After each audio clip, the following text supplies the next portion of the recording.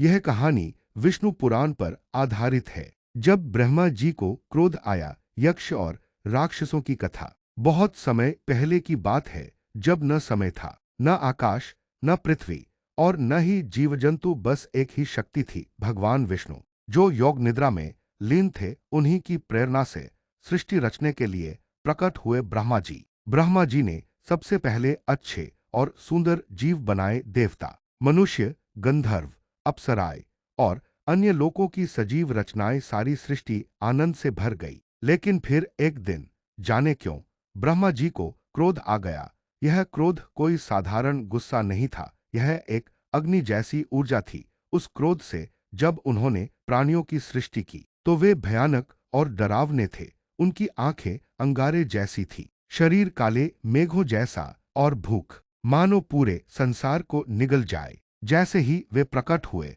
वे गरजते हुए बोले, हमें बताइए, हम क्या करें। ब्रह्मा जी ने कहा, भक्षयत, अर्थात जाओ खाओ। बस फिर क्या था, वे दौड़ पड़े हर चीज को खाने, पेड़, जीव, यहाँ तक कि ब्रह्मा जी की बनाई सुंदर रचनाओं को भी। ब्रह्मा जी घबरा गए। उन्होंने उन्हें रोका और कहा, नहीं, तुम सृष्टि के विनाश के लिए नहीं बने हो, बल्कि संतुलन बनाए रखने के लिए हो। और तभी से वे कहलाए राक्षस, क्योंकि वे भक्षण करना चाहते थे, रक्ष धातु से। इसके बाद ब्रह्मा जी ने शांत चित्त होकर कुछ और प्राणी बनाए। ये कोमल थे, सुंदर थे और रहस्यमय भी। वे ना किसी को खाते थे, ना डराते थे। उनका काम था प्रकृति की रक्षा करना। वे जंगल, खजाने, जल, पर्वत और धातुओं के रक्षक बने। इन रक्षकों को नाम मिला यक्ष, और उनके राजा बने कुबेर, जो देवताओं के कोषाध्यक्ष भी बने। और इस तरह ब्रह्मा जी के क्रोध से राक्षस जन्मे